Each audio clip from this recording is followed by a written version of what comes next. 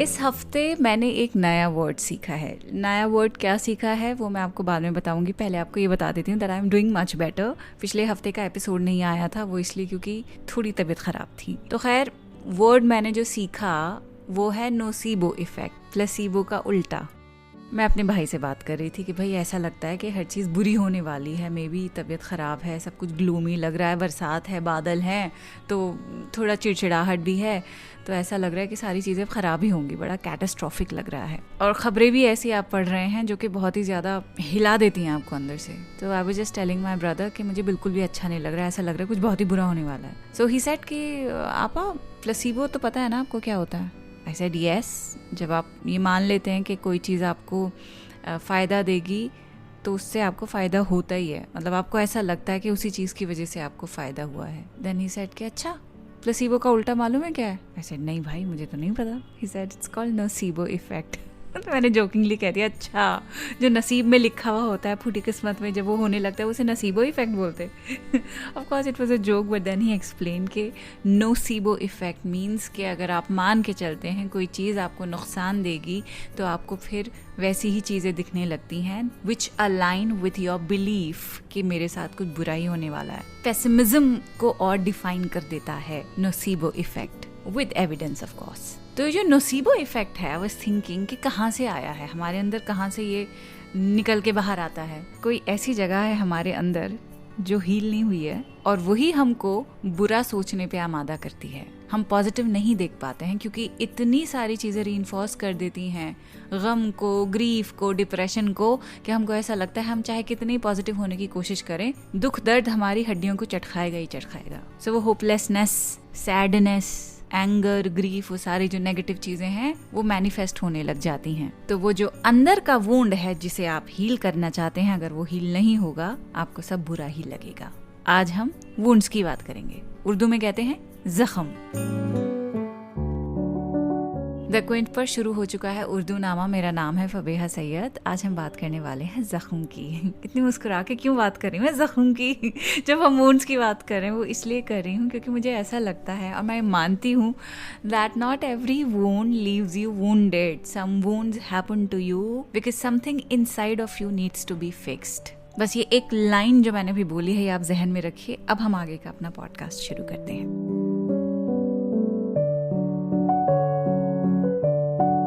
ज़ख्म जो होता है उसको शायरों ने बहुत तरह से लिखा है, लेकिन एक बड़ी कॉमन सी जो कॉन्टेक्स्ट है वो है महबूब का, कि महबूब नहीं मिला तो उसकी यादों की वजह से हमारे दिलों में ज़ख्म पड़ गए हैं। उसके ऑब्लिवियन की वजह से हमको इतना दर्द हमारे दिल में आ गया है कि हम उसे रिकवर नहीं कर पा रहे हैं। तो ये एक बहुत ही कॉमन शायर कम्युनिटी के अंदर ज़ख्म है जो उन पर इन्फ्लिक्ट हुआ है उनके महबूब के ज़रिए, उसकी गफलत के ज़रिए। शायर बड़े हसास होते हैं, हसास यानी सेंसिटिव, जिसके बारे में हमने बात की थी पिछले एपिसोड में।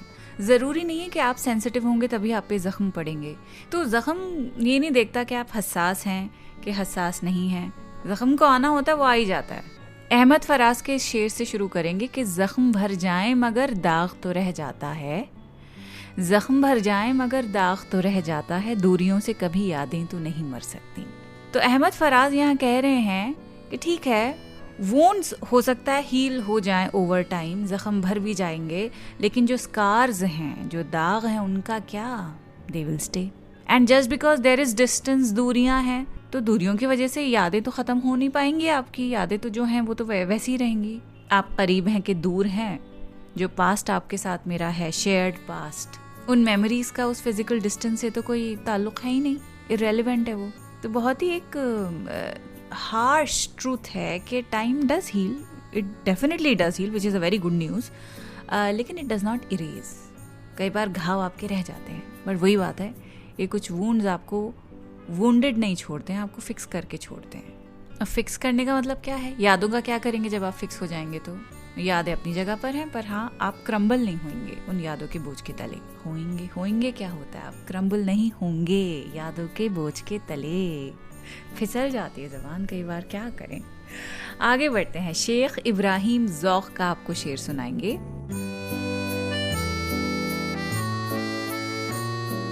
लिखते हैं, खाली ए चारा गरूं होंगे बहुत मरहमदान, खाली है चारागारों होंगे बहुत मरहमदान, पर मेरे जख्म नहीं ऐसे के भर जाएंगे। मरहमदान क्या होता है? मरहम यानी ऑइंटमेंट, बाम, वो चीज़ जो जख्म पर लगाई जाती है, टू सूद, टू हील। दान क्या है? बॉक्स है, कंटेनर है, जैसे कि पानदान वो डब्बा जिसमें पान रखा जाता है, अतरदान वो डब्बा जिसमें अतर रखा जाता है, सुरमेदानी वो छोटा सा जो कंटेनर होता है जिसमें सुरमा या काजल भरा जाता है, इसे सुरमेदानी बोलते हैं। हमारे घर में रोटी का जो हॉट पॉट है उसको रोटी दान कहते हैं। तो मरहम दान का मतलब हुआ अ बॉक्स, यानी कि case full of ointments and balms. तो शायर कहता है खाली है चारागारों होंगे बहुत मरहमदान। वो ऑइंटमेंट का बॉक्स खाली कैसे होगा? जब उसमें से ऑइंटमेंट निकाल के जख्मों पे लेपा जाएगा, मला जाएगा। कि हो सकता है आपका जो ये मेडिकल बॉक्स है उसमें से सारी मेडिसिन लगा के आपने खर्च कर दी, लगा दी, लेकिन मैं आपको बता दूं मेरे जख्म ऐसे नहीं है जिन पर ये काम आएंगे। ये जो ऑइंटमेंट है आप जो इस डब्बे में से निकाल के लगा रहे हैं, पर मेरे जख्म नहीं ऐसे के भर जाएंगे। मेटाफोरिकली इस्तेमाल किया गया है इसको कि चारागारों यानी हीलर्स के पास चाहे कितने भी मरहम दान हो, मेरे जख्म उस तरह के हैं ही नहीं कि मरहम लगाओ और ठीक हो जाओ। हो सकता है बहुत सारे हीलर्स हों जो मरहम लेकर आ सकते हैं, लेकिन जो मेरे जख्म हैं they are not two small cuts that heal overnight. ये ज्यादा गहरे हैं और आसानी से नहीं भरेंगे। यहाँ पे एक और चीज हो रही है, यहाँ पे एक परमानेंट वुंड की बात कर रहा है शायर। कुछ ऐसे हार्ट ब्रेक्स होते हैं जो थोड़े वक्त के बाद आपको फील नहीं होते हैं। बहुत ही कॉमन सा तो यही है ना कि भाई कोई हमें रिजेक्ट करके चला गया, हमारा दिल टूट गया है, तो ठीक है कोई बेहतर मिल गया, आपका जो दुख था, सोग था, वो अब नहीं है। नाउ यू फीलिंग बेटर क्योंकि आपको वैलिडेशन मिल गई है। लेकिन कुछ ऐसे हार्ट ब्रेक्स होते हैं which run deeper and sometimes those wounds become part of who we are. एक याद की शक्ल में, मेमोरी की शक्ल में, या अगर मेमोरी ना भी हो तो एक लिव्ड एक्सपीरियंस की शक्ल में, जो कि आपको ना जीने देते हैं ना मरने देते हैं। वो वुंड्स ऐसे हैं जिनका आप कुछ भी नहीं कर सकते, बस दिन रात आप उन्हीं जख्मों की टीसों में आप तकलीफ उठाते रहते हैं। वो परमानेंट वुंड्स हैं। ऐसे में क्या किया जाए? उनको डायबिटीज की तरह मैनेज करना पड़ता है। You can not cure them, you can not escape them, you just learn to live with them. यहाँ मुझे एक और बात याद आती है। याद क्या आती है? इंस्टाग्राम पर ही मैं ये पोस्ट्स देखती रहती हूँ। कितना सेल्फ हेल्प और सेल्फ कंपैशन के जो पोस्ट्स होते हैं, they really irritate me sometimes. कि leave the situation, leave the place, cut off the people who no longer serve you. अरे भाई, रियल लाइफ में ऐसे थोड़ी होता है। रियल लाइफ में अक्सर आप खुद को ऐसी सिचुएशंस में पाएंगे जहां से just can not walk away. That is not the solution for you. आप फंसे रहते हैं काम की वजह से, रिश्तों की वजह से, या सिर्फ इसलिए कि कहीं और जाना आपके लिए मुमकिन ही नहीं है। और तब हीलिंग का क्या? तब जब दिन रात आपका जो वुंड है वो चीख चीख के बोलता है कि हाँ मैं अभी यहीं हूँ, यहीं हूँ, यहीं हूँ, और डीप होता जा रहा हूँ, और डीप होता जा रहा हूँ, तुम और धंसते जाओगे। तब क्या करेंगे आप? हीलिंग तब भी तो होनी है। तो ऐसी सिचुएशन में हीलिंग का मतलब ये नहीं होता है कि जख्म आपका गायब हो जाएगा ओवरनाइट, बल्कि ये सीखना पड़ता है आपको, अपनी चमड़ी को मोटा करना पड़ता है कि कैसे इन जख्मों के साथ आप जिंदा रह सकते हैं, कैसे उन्हें ट्रिगर होने से आप बचा सकते हैं, कैसे अपनी रूह को संभाल सकते हैं when you know nothing outside is changing. Self Sood, self pacify कैसे कर सकते हैं? Because healing of course isn't always about leaving. कभी कभी it's about staying and still surviving. So I would like to stay here and talk some more about permanent wounds. वैसे permanent तो कुछ होता है नहीं, but here I mean that the hurt that appears to be permanent, उसकी हम बात करेंगे। खाली है चारागारों होंगे बहुत मरहमदान, पर मेरे जख्म नहीं ऐसे के भर जाएंगे। तो यहाँ ज़ौक़ का जो जख्म है वो फिजिकल ही नहीं है, it is very much psychological wound. वो चोट जो रूह पर लगी है, किसी की बात, किसी का धोखा, बात तो नहीं होगी, धोखा हो सकता है। अगर किसी की बात से आपको हर्ट होगा तो वो इतना डीप रन नहीं करता है, कभी ना कभी जाके वो ठीक हो जाता है। लेकिन बिट्रेयल्स जो होते हैं, लॉस होता है, वो होता है बड़ा ग्रीफ, वो होता है बड़ा वुंड। ये जो साइकोलॉजिकल वुंड्स हैं, इनका मसला ये है कि उनका कोई एक्सरे नहीं होता है, कोई विजिबल निशान नहीं छोड़ता है वो, और इस वजह से वो और ज्यादा गहरा हो जाता है। अगर कोई मारपीट करे, आप पे जुल्म करे, आप कह सकते हैं, कॉल आउट कर सकते हैं, हाँ देखो इसने मुझे मारा, देखो ये निशान। लेकिन जो कोई आपको खामोशी के साथ अब्यूज कर रहा है, उसके निशान आप कहाँ से लेकर आएंगे? तो ये जो वुंड है ना, जो दिखता नहीं है, इसका ख्याल ज्यादा रखना पड़ता है। किस तरह ख्याल रखेंगे? थेरेपी लेकर ट्रॉमा इन्फॉर्म थेरेपिस्ट के पास जाइए, किसी ऐसे वैसे थेरेपिस्ट के पास, रिलेशनशिप कोच के पास मत जाइए, पैसा फालतू में अपना जाया मत करिए आप। और जरूरी इसलिए है ये थेरेपी क्योंकि साइकोलॉजिकल वुंड्स का सबसे ट्रिकी पार्ट यही होता है कि लोग उसको दबाने की कोशिश कर देते हैं। लेकिन पता है दबाने से क्या होता है? वो और गहरे हो जाते हैं और कोई दूसरी शक्ल इख्तियार कर लेते हैं। बिटरनेस बन के आपको दिन रात परेशान करेंगे, एंगर की शक्ल इख्तियार कर लेंगे, आप दिन रात झुलसते रहेंगे गुस्से के अंदर। एक्सेप्ट कर लीजिए कि जख्म है तो है, डिनाई मत करिए। मैंने दबाना नहीं है, कुछ डिनाई भी नहीं करना है। हाँ, मेरे साथ बिट्रेयल हो रहा है, हाँ मुझे कोई परेशान कर रहा है और मैं जा भी नहीं सकता हूँ कहीं भी ये सिचुएशन छोड़कर, तो ठीक है, जो हाल है वैसे ही मैं खुश हूँ क्योंकि मेरी जिंदगी इस सिचुएशन से कहीं ज्यादा बड़ी है। तो ज़ौक़ का ये जो शेर है एक तरीके से आपको ये भी कह रहा है कि सिर्फ इसी पर्टिकुलर जख्म के लिए ऑइंटमेंट मत ढूंढो, और जो दूसरी जगहों से जख्मी हो उन जख्मों को पहले फिक्स करो।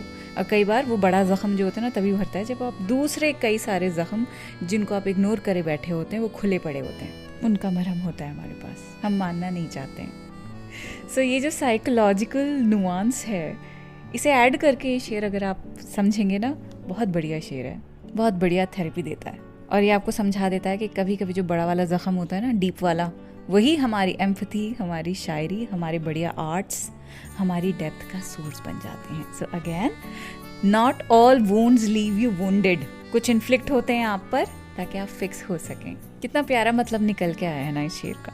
आगे बढ़ते हैं। कैफ भोपाली का शेर है, दाग दुनिया ने दिए, जख्म जमाने से मिले, हमको तोहफे ये तुम्हें दोस्त बनाने से मिले। वाह, देखिए जो ज़माना है, ज़िंदगी है, इट एनीवे वोंट्स अस यार।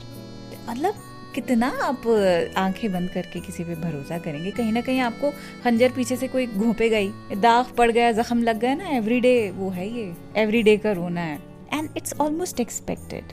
लेकिन जो हम एक्सपेक्ट नहीं करते हैं वही हमारा सबसे बड़ा हार्ट ब्रेक बन जाता है। क्या? The deepest pain comes from those we choose to trust. हाय, ट्रेजेडी है ना यार ये लाइफ की। जो दिल के करीब होता है वही दिल पर सबसे जोर का घूंसा मारता है। दाग दुनिया ने दिए, जख्म जमाने से मिले, हमको तोहफे ये तुम्हें दोस्त बनाने से मिले। वाह। आगे आप देखिए, आगे है फैज़ अहमद फैज़, और ये मुझे बहुत बहुत पसंद है ये शेर, लेकिन बड़ा डेंजरस है। How? I will tell you. पहले शेर पढ़ते हैं। लिखते हैं, तुम्हारी याद के जब जख्म भरने लगते हैं, किसी बहाने तुम्हें याद करने लगते हैं। सो यहाँ पे फैज़ इज एडमिटिंग, तुम्हारी याद के जब जख्म भरने लगते हैं, किसी बहाने तुम्हें याद करने लगते हैं। जब दर्द धीरे धीरे कम होने लगता है तो दिल घबरा उठता है, अरे मैं परेशान क्यों नहीं हो रहा, मुझे रोना क्यों नहीं आ रहा।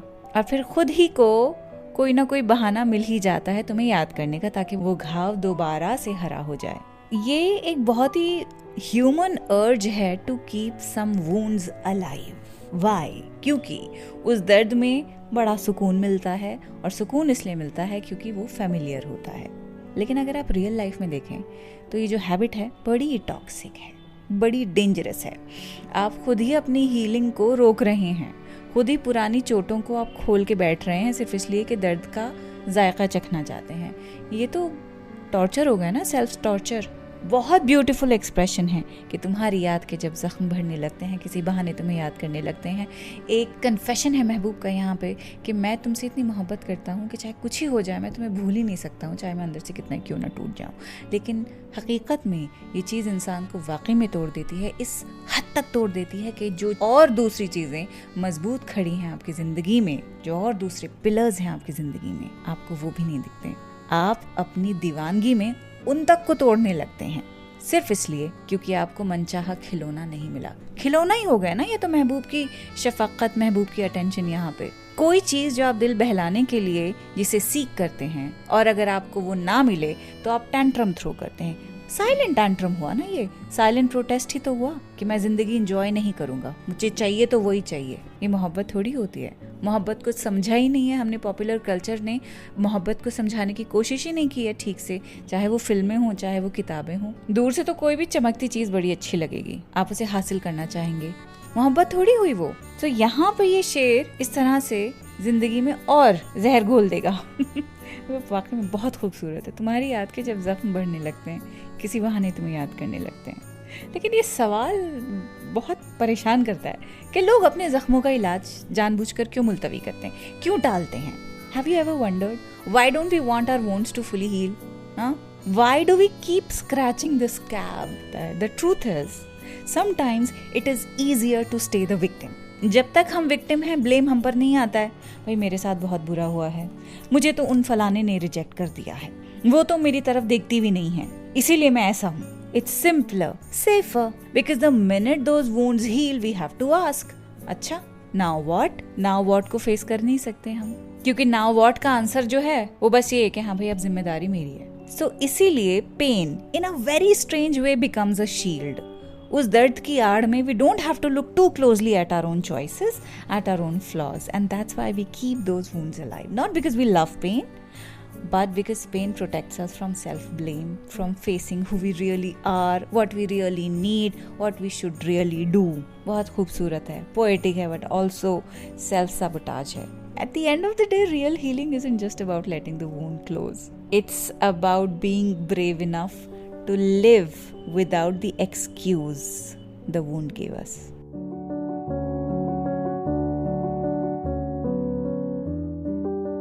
चलिए अब आपको सेल्फ टॉर्चर पर एक और शेर सुनाएंगे।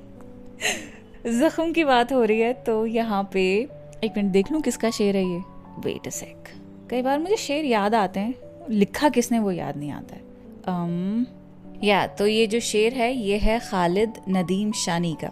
लिखते हैं, दर्द की चाह में पहले तो कुरेदूं शब भर, फिर उसी जख्म को सीने का मजा लेता हूँ। तो बेसिकली खालिद नदीम शानी कह रहे हैं कि रात भर I sit there scratching at my own wounds, not because I want them to heal, but because I want to feel that pain. और फिर सुबह उठने के बाद उसी जख्म को सीने में मुझे बड़ा मजा आता है। तो सेल्फ इन्फ्लिक्टेड पेन है और इसमें बड़ा अजीब सा कंफर्ट भी मिलता है। और सिर्फ इस शेर की बात नहीं, बहुत ही आम बात है। एवरीडे लिविंग में ये एक्सपीरियंस हम सब करते हैं। वो सिनेरियो बना लेते हैं जो हमारा हार्ट ब्रेक करते हैं, उन बातों के ऊपर ज़्यादा फोकस करते हैं जो हमें तकलीफ देती हैं। सेल्फ प्रिजर्व करना क्या होता है हमें नहीं आता है। शायर कह रहा है कि मैं जानता हूँ ये मुझे तकलीफ दे रहा है, ऐसा करना, खुरेचना अपने वूंड्स को, लेकिन दर्द भी अपना ही है, बाद में सी लेंगे तो उसमें मज़ा आता है। So psychologically this is very human, but बहुत ही डिस्ट्रक्टिव इंस्टिंक्ट होती है। मतलब उनमें किसी तरह का हमको दुख तलाश करने में बड़ा मज़ा आता है। कुछ लोगों के लिए जो पेन है एक आइडेंटिटी बन जाता है, एक रूटीन बन जाता है, because what if the wound actually heals, then who am I without this pain. वही बात जो अभी थोड़ी देर पहले मैं आपसे कह रही थी कि यहाँ पे ब्लेम शिफ्ट हो जाता है, आइडेंटिटी का हिस्सा बन जाता है कि मैं विक्टिम हूँ। अब उस विक्टिम होने के जाविये से सब कुछ दिखेगा, but the hardest truth is this, कभी कभी हम दर्द से निकलना ही नहीं चाहते, क्योंकि दर्द ख़त्म होता है तो एक्सक्यूज़ भी चला जाता है, फिर जिम्मेदारी, खालीपन, सब कुछ हमारे सामने आ जाता है, जो कि बहुत ही अगली होता है, जिसे हम एक्सेप्ट ही नहीं करना चाहते हैं। So yes, it is self torture and the poet knows it. और फिर से वही बात करूँगी, that not every wound leaves you wounded.